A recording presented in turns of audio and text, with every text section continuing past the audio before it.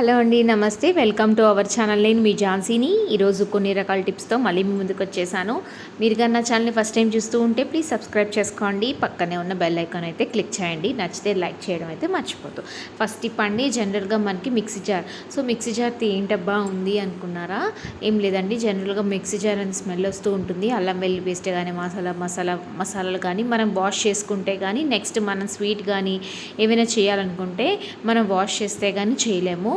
Wash చేయకుండానే ఈ చిన్న టిప్తో అయితే మనం చేయొచ్చండి. ఒక కొబ్బరికాయ ముక్కు ఉంటుంది కదండి, కొబ్బరికాయ పెంకు పైన చెక్క ఉంటుంది కదా, సో ఆ చెక్కను జస్ట్ కాల్చేసి ఒక 2 నిమిషాల పాటు వంట ఆర్పేసిన తర్వాత ఇలా పెట్టామనుకోండి, జస్ట్ పొగ పెట్టామనుకోండి, మసాలా స్మెల్ అన్నీ పోతుంది.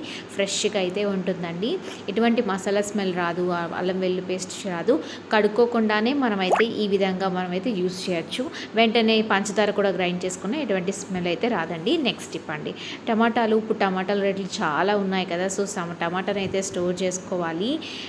మనం పాడైపోతే చాలా బాధ అనిపిస్తుంది కదండి.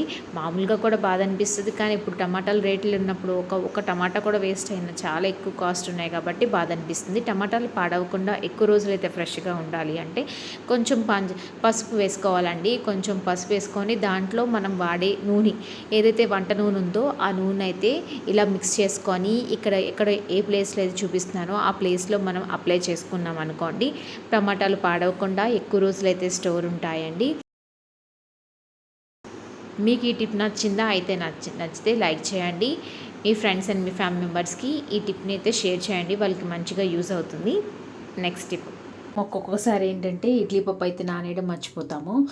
ఒక 2 అవర్స్లో కనీసం నానబెట్టాలి కదండి. కనీసం 2-3 అవర్స్ అయితే ఈజీగా నానబెట్టాలి, కానీ చాలా టైం అయితే పట్టేస్తుంది నానడానికి. సో తొందరగా నానిపోవాలి అంటే మనందరి ఇంట్లో ఉండేది ఇనుప అట్ల పుల్ల. సో ఇనుప అట్ల పుల్ల ఈ ఇడ్లీ పప్పులో పెట్టామనుకోండి, పప్పు అనేది తొందరగా అయితే నానిపోతుంది.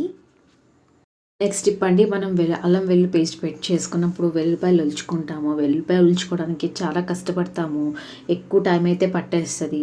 ఎక్కువ క్వాంటిటీలు చేసుకోవడం కష్టం. అది కూడా ఇప్పుడు వెంటనే ఏదో ఒక పని ఉన్నా సరే, ఒక వెల్లుల్లిపాయ ఒలుచుకోవాలన్నా స్పీడ్గా ఒక పక్క పని చేస్తాము. ఎలా ఒలవాలి వెల్లుల్లిపాయలు అని చెప్పి ఒకటి అనిపిస్తుంది కదండి.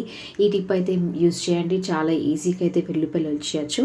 ఇలాగ మనం ఒక వెల్లుల్లిపాయ తీసుకొని మజ్జిగ సగం అయితే కోసేయాలి.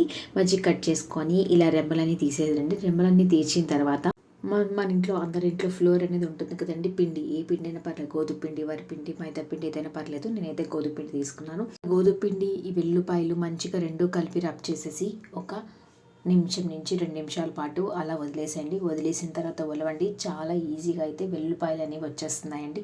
ఇక్కడ చిన్న వీడియో క్లిప్ అనేది మిస్ అయిపోయింది, ఒలిచేది వీడియో క్లిప్ అయితే మిస్ అయిపోయిందండి.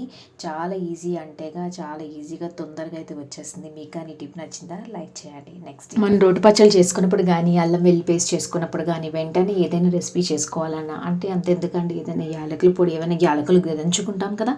సో మిక్సీ జార్ తక్కువ యాలకులు అయితే అవ్వదు, ఎక్కువ యాలకులు అయితే చేయాలి. సో ఒక్కొక్కసారి చిన్న యాలకులు దంచుకోవాలన్నా ఇలా అయితే రోట్లో అయితే దంచుకుంటాము.